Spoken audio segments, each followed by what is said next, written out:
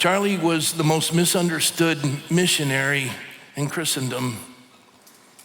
There's churches in America last Sunday that didn't even speak a word about him. I saw a poster that some children made that said, "Not all heroes wear capes." And they had a picture of Charlie. And I thought to those little ones, Charlie's not wearing a cape, but in accordance with Revelation 6:11, he's wearing the white robe of a martyr.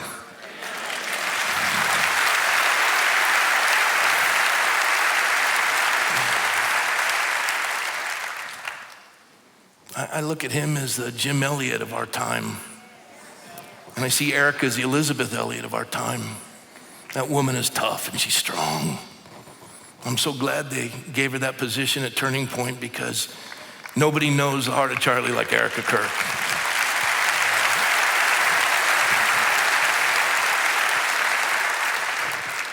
You see, when a martyr dies, his power dies.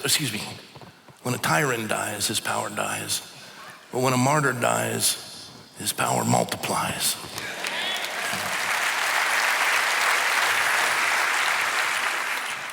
I was texting with a pastor of a very large church who said, we didn't really do anything last Sunday, but we're going to carry the memorial service at our Sunday night service. But I see all these political leaders speaking. Is the gospel going to be preached? And I said, well, I will, and I know Erica will. And he says, it seems like it's just all political. That's old wineskins. They're so lost in the church today. The reason why Charlie and I got connected is I was moved by him. My son had told me about him, and I didn't do social media, and I didn't follow YouTube. And I was at an event speaking, and he was in the wings. And at the time, I was the mayor of the city of Thousand Oaks in California, and also a sitting pastor. And it was pastors in politics, and I was on the panel with Jack Hibbs and Pastor Tim Thompson, and they were asking us questions. And Pastor Jack kept deferring them to me because I was the only elected official. And then we finished the panel, and I'm coming down off the steps, and there's Charlie. And I knew my son liked him. I figured I'd take a picture with him. And I said, can I take a picture for my son? He goes, yeah, but first of all, I didn't know a guy like you existed. And I go, what's that? And he goes, a pastor in politics. And I said, I didn't know a guy like you existed. And he goes, what do you mean? I said, a young conservative.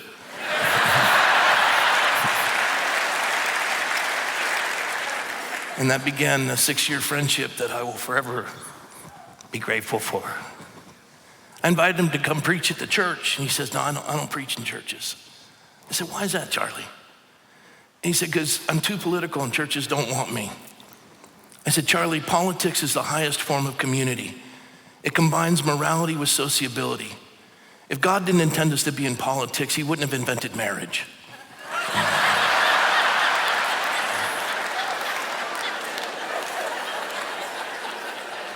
You see, the Church of America has become modern day Gnostics. It's heresy. They say, I just preach the gospel, I don't do politics. As though they can separate the holy from the tainted. The word polis means city, the affairs of the city. Last time I checked in Jeremiah 29, it says, pray for the peace of the city in which you dwell, for in its peace you'll have peace. And Jesus even said that the first great commandment, to love the Lord your God with all your heart, soul, strength, mind. Love your neighbor as yourself. Don't you want your neighbor's kids to grow up knowing there's only 2 genders? Don't you want your neighbor's kids to grow up knowing the truth, that the truth would set them free? When Jesus said it'd be better for you to have a millstone tied around your neck to cause one of these little ones that stumbled, and I would say to them, what are you going to say to Chloe Cole, who had a double mastectomy at 15, and she's looking at this generation saying, where were you when they lied to me? Oh, I don't do politics. Politics is dirty. And I look at those pastors and I say, the church is dirty. What's your point? And they say, well, I'm tired of voting for the lesser of 2 evils. Unless Jesus Christ is running for office, you're always voting for the lesser of 2 evils.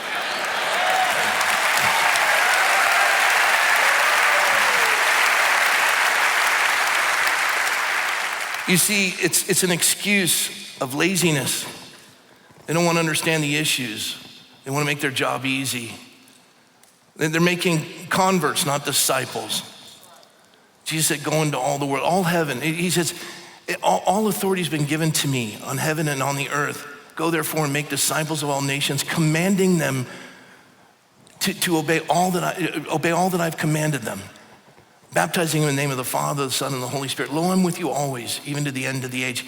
Of all nations, nations are boundaries, borders, compacts, constitutions. We'll be judged individually on whether or not we've received Christ as our Savior, but nations will be judged on whether or not their citizens had access to truth and the ability to seek the living God.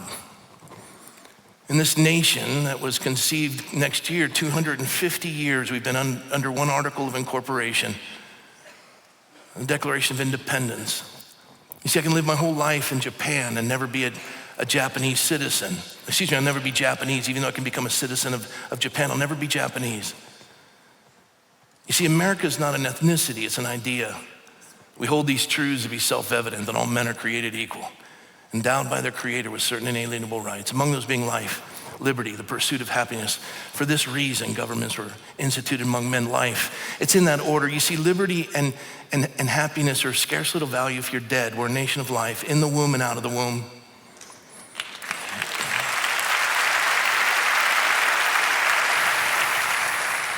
And when this nation was conceived with that understanding, and they established a constitutional republic, the book that they studied the most was the Bible, and the book of the Bible they quoted the most was Deuteronomy.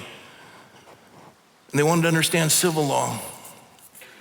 And when they developed this nation, they made the sovereign the people in the preamble of the Constitution. We, the people of the United States, in order to form a more perfect union, do ordain and establish. They allowed us to elect only one branch of government. It was the lower house of the legislature.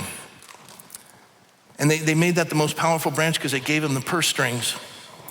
And those Congress members would elect the 2 senators from their state, and then those Congress members through the Electoral College would appoint the president in the early design of it, and then the president would appoint the judiciary. And they took this most powerful branch of government that was directly accountable to us because we'd elect them. And the beautiful aspect of the Declaration of Independence, which is poetic and lovely, and then the preamble, which is the same, but then you look at the Bill of Rights and the First Amendment, it's almost prohibitive and angry. The first 16 words: Congress shall make no law respecting the establishment of religion nor prohibiting the free exercise thereof. Don't you dare get in the way of the citizens of this nation worshiping God, ever.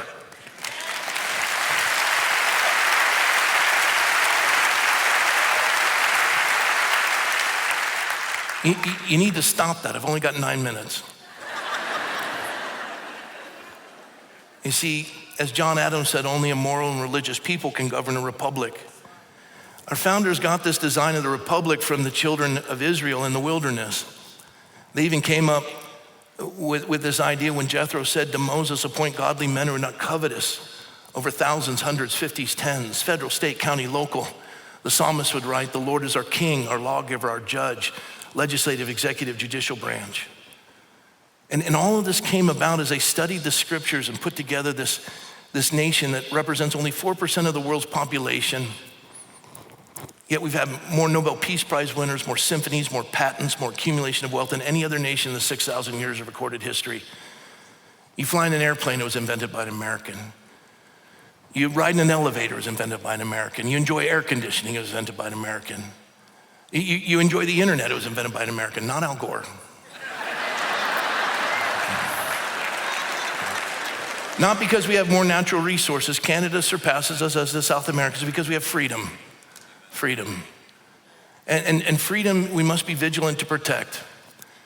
And the pulpits of America have lulled the sheep to sleep by truncating the gospel and embracing Gnosticism. And Charlie, as I said, was the most misunderstood missionary in America because he saw politics as an on-ramp to Jesus. He contended for this young generation that had been saddled with the debt of the largesse living of the previous generations. I'm the tail end of the boomers. I'm the last part of the pig and the python. You don't know what that means, it's all right. And we've saddled this generation with $37 trillion of debt. It was when I was young and newly married that it took 3 times my income to buy a house. Now it's 7 times an annual income. These kids are the most indebted, drug addicted, and depressed generation in America, and we've abandoned them because we don't do politics. And good government happens with good people, and the churches haven't discipled the people to engage in a representative form of government to protect that freedom. And these kids woke up to Charlie coming and saying, we can turn this around, because if Charlie didn't do what he did, those kids would move to Mamdani and AOC, and they'd be burning cities. And he gave them a vision and reminded them of who they are and what this government means. And he did this in such a unique way that in the next 6 minutes, I'm gonna do my best. You see, Charlie was a Moses. Moses, at 80 years of age, confronted Pharaoh because God told him to and said, let my people go. And like any tyrant, Pharaoh said, who is God that I should obey him? And one man in God constitutes a majority, and the 10 plagues, and then the last one was the Passover, the Pesach. And Pharaoh relented and let the Hebrew slaves go. And parted the Red Sea, drowned the Egyptian army, and they ended up in the wilderness. And by Moses' faithfulness to God, manna was provided, water was provided, quail was provided, their shoes didn't wear out, their clothes didn't wear out. And he took a nation that Abraham had heard from God was prophesied. They'd been enslaved, they'd forgotten God, and he absolutely re-educated an entire generation of people to understand, no, your God isn't small g like the ones that we just obliterated with the 10 plagues. Your God is the one who holds the heavens in the span of his hand. Your God is the one who created this earth. He created you, he created family. And he went up on Mount Sinai, and God gave him a downloaded moral app. Joshua went with him. Joshua didn't get to go into the presence of the Lord. He just wandered around while Aaron and Hur were fashioning a golden calf and having a rave party down in the base. And Moses goes in, and God gives him the Decalogue. I have a children's book, and you're gonna want it for your kids, because God commanded you teach your children. And I'd be hard pressed if 10% of the people in this room know the moral law of God. The law doesn't save, but it's a school teacher to point us to Christ until faith comes, Galatians 3. And it was intended for all generations. Hold up one finger, please. Say, one God. Take 2 fingers, bend the second one. No idols, don't bow down. Take 3 fingers, put it over your mouth. Don't take the name of the Lord your God in vain. 4 fingers, make a pillow. Honor the Sabbath. 5 fingers, salute. Come on. Honor your mother and father. It'll go well with you. You'll live long in the land in which I've given you. 6, don't murder. 7, do this. There's only 2 in a marriage, not 5. Don't commit adultery. 8, hide your thumbs, because if you steal, we'll cut them off. Don't steal. 9, it's 5, not 4. It's 4, not 5. Don't bear false witness. And 10, do this. Don't covet. You learned it.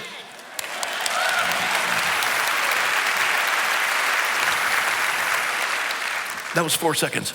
Moses comes down from Mount Sinai, places that law in the center of the community, educates the children and generations to come. And for 40 years, this is the greatest miracle of all, for 40 years, 3 to 5 million people lived together without a police force or a standing army. They were accountable to God and accountable to each other. The moral law is critical. From the moral law came the civil law. Moses educated them on marital law, civil law, common law.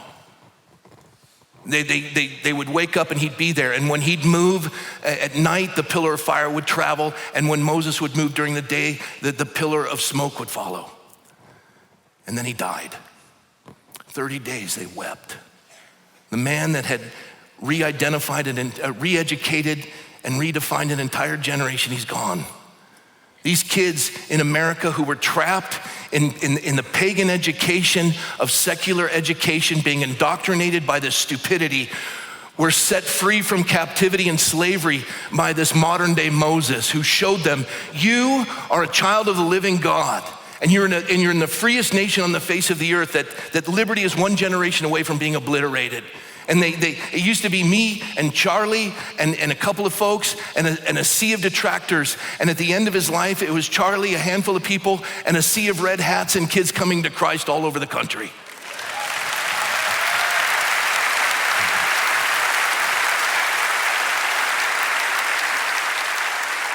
18 to 30-year-olds, the largest move of conservatism in the history of the United States. These kids have been imprinted like a chick with a mother and hen. They'll vote conservative the rest of their lives. And more importantly, I am Charlie Kirk is what they're all saying.